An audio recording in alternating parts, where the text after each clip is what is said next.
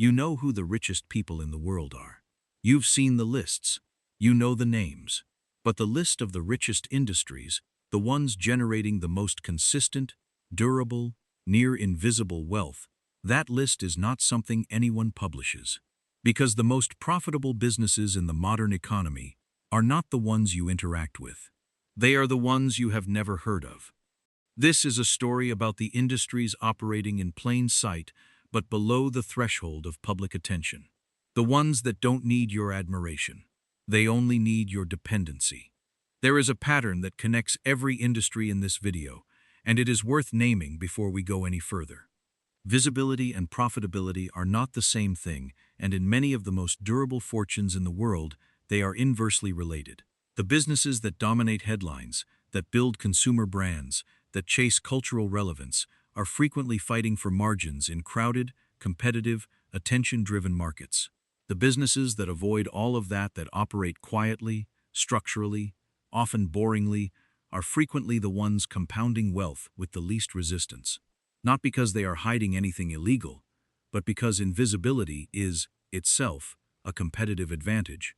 No public outrage, no regulatory spotlight, no activist short sellers building a case. Just steady, structural extraction, year after year, from a public that rarely thinks to look. 4 industries embody this pattern more clearly than almost any other. Let's walk through each one. 1. The infrastructure layer. Start with infrastructure. Not the kind of infrastructure you think about.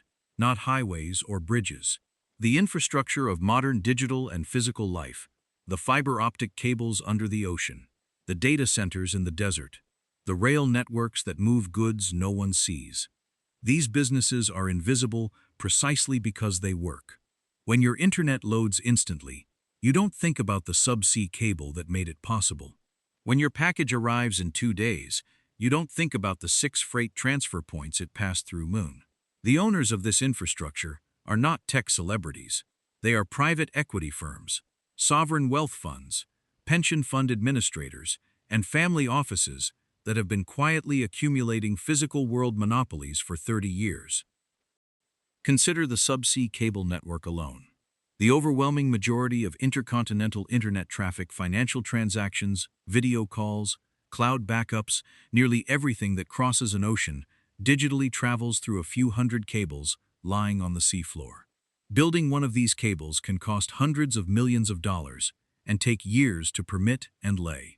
Once it exists, it does not face meaningful competition for decades. There is no second cable being laid next to it by an upstart challenger. The capital requirement alone functions as a wall few will ever attempt to climb. The same logic repeats on land. A toll road, once built, does not face a rival toll road built next to it the following year. A rail corridor, once secured, holds that route indefinitely. A water utility, once granted a regional concession, becomes the only viable option for everyone within that boundary. These are not businesses that win customers through better marketing. They win once, structurally, and then collect for generations. This is why infrastructure has become one of the most sought-after asset classes among the largest pools of institutional capital on Earth. Pension funds in particular are drawn to it for a precise reason. Their obligations stretch decades into the future, and they need assets that generate predictable cash flow over an equally long horizon. Infrastructure does not boom. It does not generally crash either. It simply produces toll by toll, kilowatt by kilowatt, container by container, whether the broader economy is expanding or contracting. Infrastructure generates something rare in the modern economy. Inescapable, recurring revenue. You cannot route around it. You cannot substitute it. You simply pay, and the asset appreciates while it earns. There is a second feature of infrastructure ownership that rarely makes it into public conversation: pricing power without the appearance of pricing power. A consumer brand that raises prices risks backlash, bad press, a customer switching to a competitor. An infrastructure owner who raises a toll, a transmission fee, or a port handling charge by a few percentage points faces almost none of that friction. There is no rival bridge to cross. Instead, there is no alternate port to route a shipping container through on short notice. The increase is absorbed quietly into the cost of doing business, passed along the supply chain, and rarely traced back to its source by the public paying for it indirectly through higher prices on the shelf. This is why infrastructure funds frequently build pricing escalators directly into their long-term contracts, automatic, scheduled increases tied to inflation or usage, agreed upon decades in advance, with almost no need to ever renegotiate from a position of weakness. The asset does not need to compete for your business. It only needs to remain the only practical option, year after year, while the price quietly climbs. 2. The death industry. There is an industry that requires no advertising, no virality, and no trend cycle to sustain its demand. It is one of the most profitable service industries in America, and most people don't think about it until they have to. The death industry: funeral services, cemetery ownership, cremation generates approximately $21 billion annually in the United States alone. It has consolidated dramatically over the past 2 decades. What looks like a family-owned funeral home is, in most cases, now a subsidiary of one of 3 or 4 publicly traded corporations. The strategy behind that consolidation is itself worth understanding. Large death care corporations rarely demolish the local funeral homes they acquire and replace them with a corporate-branded chain. They preserve the family name on the sign, the local reputation built over generations, the trust a community has in a familiar institution, while quietly centralizing purchasing, pricing, embalming services, and casket procurement behind the scenes. The customer believes they are supporting a local, independent business. In a large and growing share of cases, they are not. This matters because of how the product is purchased. There is no comparison shopping in the immediate aftermath of a death. There is no time, and there is rarely the emotional capacity to call 5 different providers and negotiate. The family walks into the nearest familiar name and trusts it. Corporate ownership understood this dynamic early and built an acquisition strategy specifically designed around preserving that trust while extracting the margin behind it. Demand is not just stable. In an aging population, it is structurally guaranteed to grow. The baby boomer generation, 76 million people, is moving through its final decades, and the industry that serves that transition operates with margins that consumer-facing businesses can only dream about. People do not price shop for funerals. They do not negotiate. They do not delay. This is not a criticism. It is a statement about the nature of grief as a market condition. And the businesses that understood this earliest have been compounding quietly for decades. Cemetery ownership compounds this advantage even further because it adds something most retail businesses never get: a fixed, finite, appreciating piece of land that the buyer cannot return, resell easily, or relocate from once a loved one is interred there. A cemetery plot sold today generates revenue once. The same plot, in a well-located cemetery, can also generate recurring revenue for decades afterward through perpetual care fees, monument installation, and additional services sold to the same family across future losses. It is, in financial terms, a business with both a one-time sale and a long-tail annuity layered into a single transaction. 3. The surveillance economy. The surveillance economy is not a future concern. It is a present reality, generating enormous wealth for entities that most people cannot name. Data brokers, companies that collect, aggregate, and sell personal information, operate almost entirely outside public awareness. There are over 4,000 of them in the United States alone. They know your income range, your health concerns, your political leanings, your purchasing patterns, your commute, your relationship status. They sell this information to insurers, political campaigns, employers, landlords, lenders, and retailers, allowing each of those buyers to make decisions about you based on a profile you did not consent to and cannot fully access. What makes this industry distinct from almost any other on this list is the structure of its supply chain. The data broker rarely collects information directly from you. Instead, it purchases or licenses fragments from hundreds of other sources: a fitness app here, a loyalty program there, a public records database, a mobile carrier's location logs, and stitches those fragments into a single, alarmingly complete profile. No single company in that chain holds the full picture. The broker's entire value proposition is assembling the pieces that no one else has bothered or been able to combine. This fragmentation is also what makes the industry so difficult to regulate and so difficult for the public to even perceive. There is no single company to point to as the surveillance industry. There are thousands of mid-sized, low-profile firms, many with names that sound like ordinary analytics or marketing companies, each holding one piece of a much larger apparatus. The largest consumer-facing platforms participate in this economy too, but they are the visible face of a much larger, more opaque industry.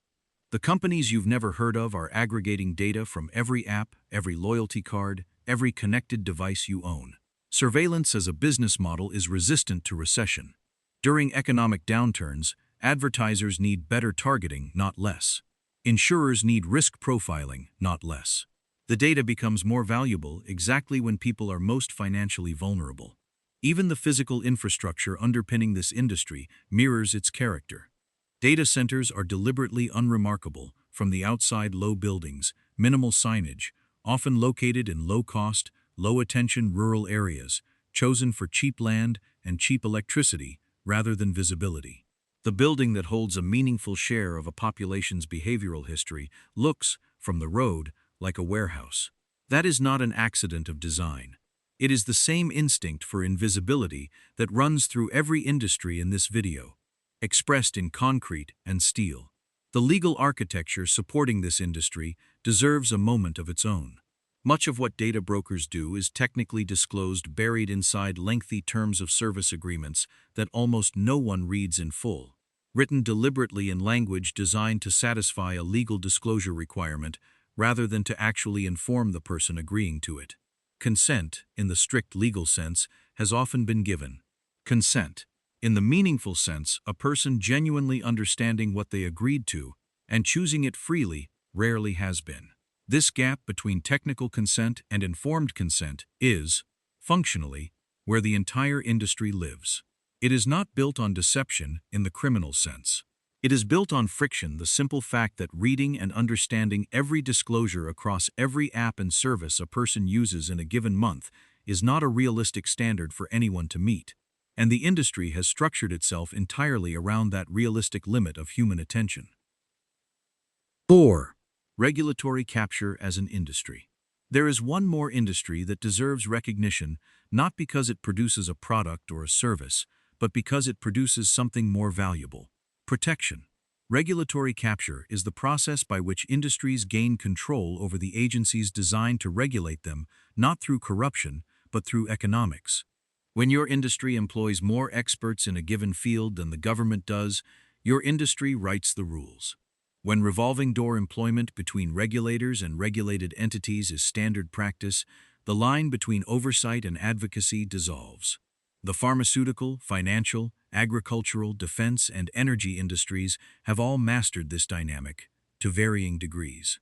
The result is not just favorable regulation, it is the systematic elimination of competition through complexity. Rules so elaborate that only incumbents can comply with them.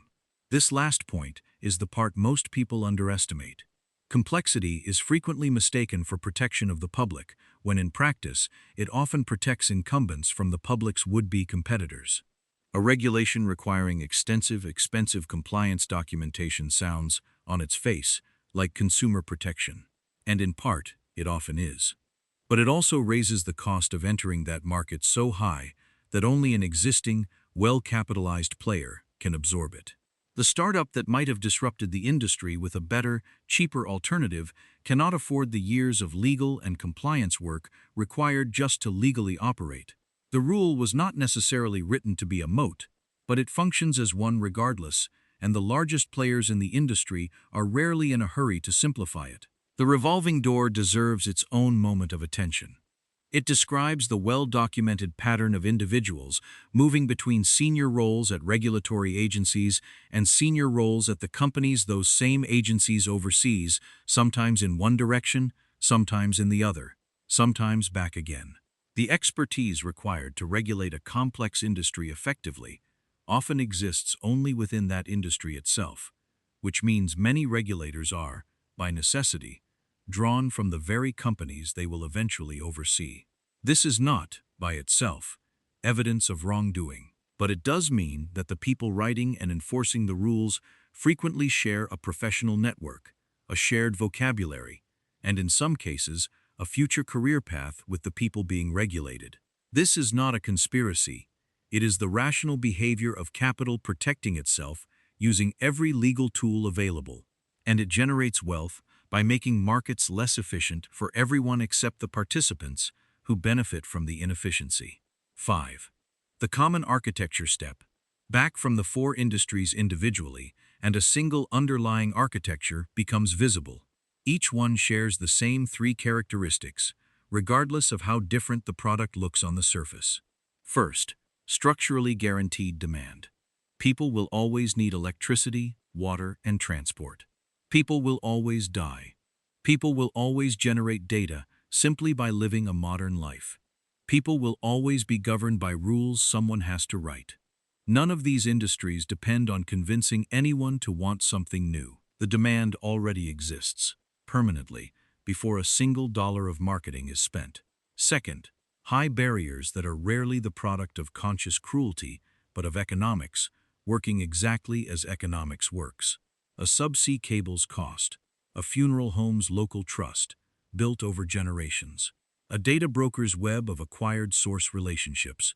A regulatory filing requirement that took a law firm 18 months to navigate the first time. None of these barriers were necessarily designed to exclude smaller competitors. They are simply the natural result of scale, capital, and time compounding in the direction of whoever arrived first and stayed longest. Third, and perhaps most importantly, low cultural visibility.